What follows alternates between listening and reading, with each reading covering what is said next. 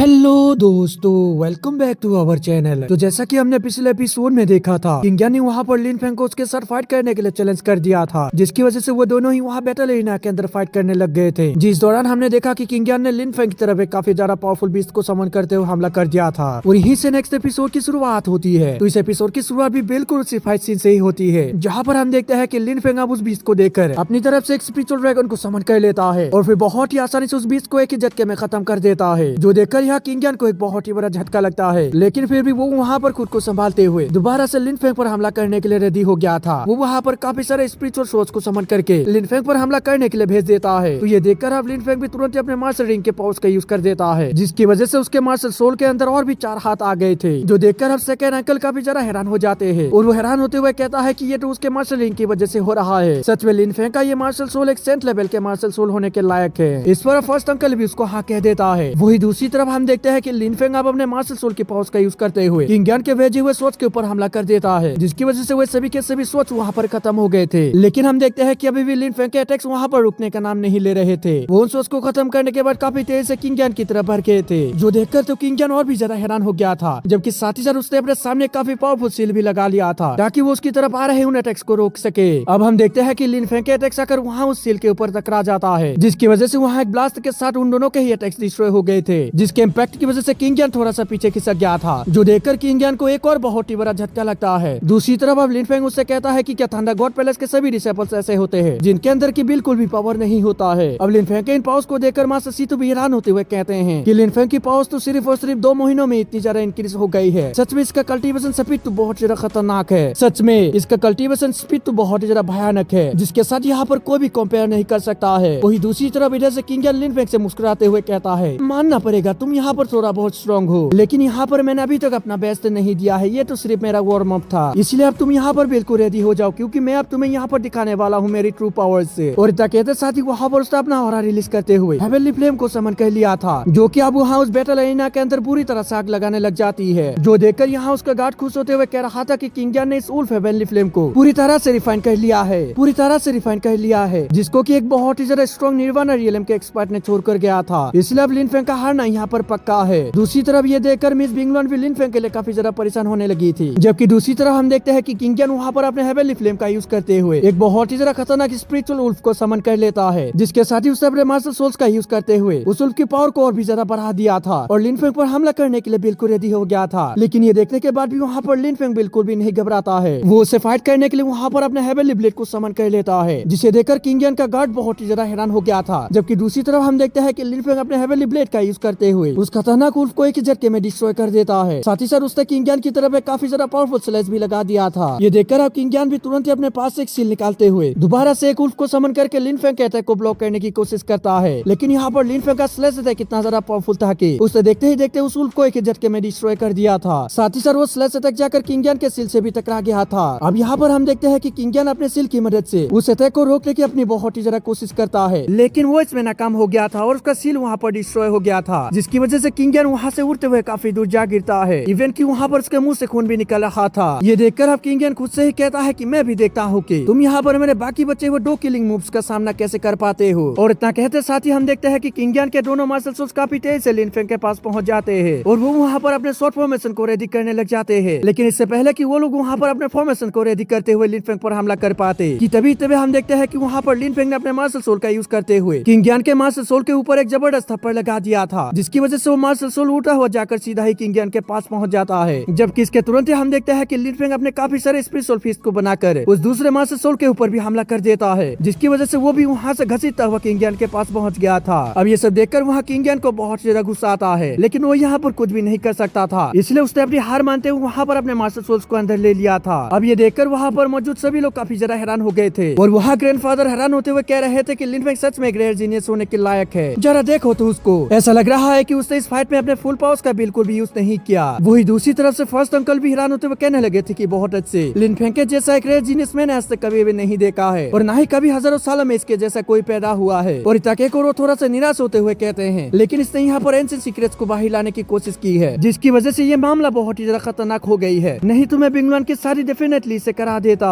जिस पर अब सेकंड अंकल भी कहते हैं कि तुम बिल्कुल ठीक कह रहे हो। वही उन दोनों की बातें सुनकर अब बिंगलॉन के फादर कहने लगते हैं, ये दोनों बाप बेटे बहुत ज्यादा खतरनाक है है, इसीलिए ये दोनों यहाँ पर एक ना एक दिन डेफिनेटली तबाही लेकर आएंगे। अब अपने फादर की ये बात सुनकर बिंगलुआन उनके सामने आ जाती है और उनको बताती है कि ड्रैगन इंसेक्टर आउ किंग ने उस समय अपना सेक्रीफाइस करते हुए उन नेडा क्लैन के लोगों को यहाँ से नहीं भगाया होता और साथ ही साथ वो उस रियलम बैरियर को भी गार्ड नहीं करते, तो फिर क्या सच में आज हम लोग यहाँ पर शांति से रह पाते? उन लोगों ने वहाँ पर हमारे लिए अपनी जान की सेक्रीफाइस कर दिया, लेकिन हम उनके इन बहादुरी को भी जानने की हिम्मत नहीं कर पा रहे हैं। लेकिन लिन फेंग और उसके फादर बहुत ही जरा महान है, जो कि उन लोगों के लिए आवाज उठाने की हिम्मत कर पा रहे हैं, तो इसलिए आप यहाँ पर उनके बारे में ऐसा कैसे बोल सकते हो? अब बिंगलुआन की इन बातों को सुनकर उसके फादर कुछ भी नहीं कह पा रहे थे। दूसरी तरफ से बिंगलुआन की माँ भी कहती है कि लिन फेंग और उसके फादर बहुत ही जरा महान है, अगर ये दोनों एंशिएंट सीक्रेट्स के मामले में नहीं पड़ते हैं तो डेफिनेटली ये लोग इस दुनिया के अंदर बहुत ही ज्यादा स्ट्रॉन्ग कल्टीवेटर बन जाएंगे। लेकिन ये दोनों यहाँ पर ड्रैगन क्लैन के इंसाफ के लिए लड़ने की सोच रहे हैं, अपने फ्यूचर के बारे में बिना कोई परवाह किए। ऐसा करने की वजह से उनके साथ कुछ भी हो सकता है, लेकिन फिर भी ये लोग अपने बारे में परवाह नहीं कर रहे हैं, इसलिए ऐसा बनना मिलना इस दुनिया में लगभग इम्पॉसिबल है। इन दोनों के साथ यहाँ पर कोई भी कंपेयर नहीं कर सकता है। अब उन दोनों की बातों को सुनकर बिंगलुआन के फादर उससे कहते हैं, क्या मैं यहाँ पर अब तुमको गलत लगने लग गया हूँ? क्या मैं यहाँ पर अपने बेटी को सेफ और खुशहाली भरा जीवन जीते हुए भी नहीं देख सकता हूँ? अब उनकी ये बात सुनकर बिंगलुआन उनसे कहती है कि मैं लिन फेंग के साथ अपने लाइफ और डेथ तक रहना चाहती हूँ, चाहे यहाँ पर कुछ भी हो जाए। और इतना कहकर वो लिन फेंग को देखते हुए कहती है, मैं यहाँ पर कितना ज्यादा लकी हूँ जो कि मुझे लिन फेंग के जैसा एक पर्सन मिला है। वही दूसरी तरफ अब लिन फेंग किंग ज्ञान से कह रहा था कि तुम यहाँ पर अब हार चुके हो, इसलिए अब से तुम कभी भी बिंगलुआन को डिस्टर्ब नहीं करोगे, नहीं तो इसका अंजाम तुम्हारे लिए बिल्कुल भी अच्छा नहीं होगा। अब इस बात को सुनकर वहाँ पे किंग ज्ञान को काफी जरा गुस्सा आता है और वो तुरंत ही लिन फेंग को जान से खत्म करने के लिए वहाँ पर अपने एक फॉरबिडन वेपन को समन कर लेता है और उससे लिन फेंग की तरफ हमला कर देता है, जो देखकर वहाँ पर मौजूद सभी लोग लिन फेंग के लिए काफी जरा परेशान हो गए थे, क्योंकि उन लोगों को यहाँ पर ऐसा लग रहा था कि लिन फेंग उस फॉरबिडन वेपन को बिल्कुल भी रोक नहीं पाएगा, क्योंकि वो forbidden weapon divine master realm के 8 लेवल के कल्टीवेटर्स को भी जान से खत्म कर सकता है। दूसरी तरफ हम देखते हैं कि उस वेपन को अपनी तरफ आता हुआ देख लिन फेंग अपने कई सारे स्पिरिचुअल ड्रैगन्स को समन कर लेता है और बहुत इजीली उसके उस फॉरबिडन वेपन को डिस्ट्रॉय कर देता है, जिसके साथ ही वैसे भी ड्रैगन जाकर किंग ज्ञान से भी टकरा जाते हैं, जिसकी वजह से वहाँ पर किंग ज्ञान सीधा ही अपने सोल कॉन्शियसनेस के अंदर पहुंच गया था, जहाँ पर अब लिन फेंग अपने हेवनली ब्लेड की मदद से किंग ज्ञान के सोल पर हमला कर देता है, जिसकी वजह से किंग ज्ञान वहाँ पर अनकॉन्शियस होते हुए गिर पड़ा था। ये देखकर अब उसके गार्ड को काफी जरा गुस्सा आता है और वो गुस्से से कहता है कि लिन फेंग आखिर तुम्हारी हिम्मत भी कैसे हो गई किंग ज्ञान को चोट पहुंचाने की? मैं तुम्हें आज बिल्कुल भी जिंदा नहीं छोड़ूंगा। और इतना कहते साथ ही उसने अपने वेपन को समन करते हुए सीधा ही लिन फेंग पर हमला कर दिया था, एक बहुत ही पावरफुल स्पिरिचुअल वुल्फ को समन करते हुए, जो कि अब काफी तेज से लिन फेंग की तरफ ही बढ़ते जा रहा था। ये देखकर अब लिन फेंग उससे कहता है कि तुम मुझे मारने के बिल्कुल भी काबिल नहीं हो। और इतना कहते साथ ही लिन फेंग ने अपने ड्रैगन आई को ओपन कर दिया था, जिसके अंदर से अब वहाँ पर एक बहुत ही ज्यादा पावरफुल स्पेयर बाहर निकल कर आ जाता है, जो कि काफी तेज से जाकर एक ही झटके में वुल्फ को खत्म कर देता है। और साथ ही साथ वहाँ पर स्पेयर जाकर सीधा इस गार्ड से भी टकरा गया था, जिसकी वजह से वो गार्ड घायल होते हुए बैटल एरिना के अंदर आ गिरा था। लेकिन हम देखते हैं कि वो गार्ड वहाँ पर दोबारा से खड़ा हो गया था और वो हैरान होते हुए कह रहा था कि ये तो डिवाइन आई है। और इतना कहकर वो तुरंत ही किंग ज्ञान को लेकर वहाँ से चला गया था, क्योंकि उसे मालूम चल गया था कि वो यहाँ पर लिन फेंग का मुकाबला नहीं कर पाएगा। अब लिन फेंग को सही सलामत देखकर सायु भी काफी ज्यादा खुश हो गई थी और वो कह रही थी कि ये तो बहुत ही ज्यादा अच्छी बात है, मेरा भाई यहाँ पर बिल्कुल सही सलामत है। इस पर फॉक्स क्वीन भी उसे बताती है कि तुम्हारा भाई कोई ऐसा वैसा इंसान नहीं है जिसको कि कोई इतनी आसानी से चोट पहुंचा पाए। वही दूसरी तरफ अब ये सब देखकर ये दोनों भी काफी ज्यादा खुश हो गए थे, जबकि साथ ही साथ वहाँ पर ग्रैंडफादर बहुत ही ज्यादा हैरान दिखाई दे रहे थे। वो हैरान होते हुए खुद से ही कह रहे थे कि सेता की पावर बहुत ही ज्यादा खतरनाक है, जिसको कि हमारे ब्लू ड्रैगन किंगडम के अंदर कुछ लोग ही ब्लॉक कर पाएंगे। अब उन लोगों को वहाँ पर खामोश देखकर लिन फेंग उन सभी से कहता है, मैंने इस फाइट को जीत लिया है, इसलिए समय आ गया है कि आप लोग मेरे प्रपोजल का आंसर दे दें। लिन फेंग की इस बात को सुनकर वहाँ पर मौजूद सभी लोग ग्रैंडफादर की तरफ देखने लगे थे, जो देखकर अब ग्रैंडफादर लिन फेंग से कहते हैं कि लिन फेंग तुम बहुत ही ज्यादा टैलेंटेड हो, इसलिए बिंगलुआन बहुत ही ज्यादा लकी है जो कि तुम इससे शादी करना चाहते हो, और ये हमारे लिए भी काफी ज्यादा ऑनर की बात है जो कि बिंगलुआन यहाँ पर तुमसे शादी करना चाहती है। लेकिन यहाँ पर तुमने एंशिएंट सीक्रेट्स को हाथ लगाने की कोशिश की है, इसलिए अगर इसकी वजह से किसी दिन गॉड्स तुमसे नाराज हो गए तो फिर हमारे फैमिली के अंदर एक बहुत ही ज्यादा खतरनाक तबाही आ जाएगी, जिससे कि हम सभी लोग यहाँ पर बिल्कुल चींटियों की तरह मारे जाएंगे। इवन कि अगर मैं यहाँ पर अपने दिल के भी सुनूं तो, लेकिन फिर भी मेरे अंदर इतनी ज्यादा हिम्मत नहीं होगी अपने फैमिली मेंबर्स को इतने बड़े रिस्क में डालने की, इसलिए ही मैंने यहाँ पर यह फैसला किया है कि आज के बाद बिंगलुआन हमारी फैमिली की मेंबर नहीं होगी, मैं उसे हमारी फैमिली से बाहर निकाल रहा हूँ, इसके सर से मैं रॉयल्टी को हटा रहा हूँ, इसलिए अब इसके बारे में ये खुद ही डिसाइड करेगी कि वो किसके साथ रहना चाहती है। अब ग्रैंडफादर के इस फैसले को सुनकर सभी लोग काफी ज्यादा हैरान हो गए थे, जबकि साथ ही साथ वहाँ पर बिंगलुआन उन्हें शुक्रिया कह रही थी, क्योंकि उन्होंने उसको लिन फेंग के साथ रहने की इजाजत दे दी है, चाहे फिर क्यों ना ये काम उसको फैमिली से बाहर निकाल कर करना पड़ा हो। अब इसके लिए लिन फेंग भी उन्हें शुक्रिया कहने लग जाता है, जो सुनकर अब ग्रैंडफादर हंसते हुए से कहता है कि तुम्हें मुझे शुक्रिया कहने की कोई भी जरूरत नहीं है, आफ्टर ऑल मुझे भी उन गिफ्ट की जरूरत है जो कि तुमने जेड स्लिप में मेंशन किया था। ये सुनकर अब लिन फेंग भी उनसे कहता है कि आपको फिक्र करने की कोई भी जरूरत नहीं है, मैंने जितनी भी चीजें मेंशन की थी वह सभी आपको मिल जाएगा। उसकी बात सुनकर अब ग्रैंडफादर भी काफी ज्यादा खुश हो जाते हैं और उससे कहते हैं कि लेकिन अभी भी मुझे इसके बारे में एम्पायर को पता बताने की जरूरत है। आफ्टर ऑल वो भी बिंगलुआन के ग्रैंडफादर है। जब तक वो उसके लिए मना नहीं करते हैं तब तक ये मामला आसानी से सॉल्व हो जाएगा। ये सुनकर अब लिन फेंग दोबारा से उनको शुक्रिया कह देता है और दोस्तों इसी के साथ एपिसोड भी खत्म हो जाता है। अगर आप सभी को वीडियो अच्छा लगे तो लाइक कर दे और अगर आप चैनल पे नए हैं तो सब्सक्राइब करते जाना। तो मिलते हैं किसी और वीडियो में, जब तक के लिए बाय।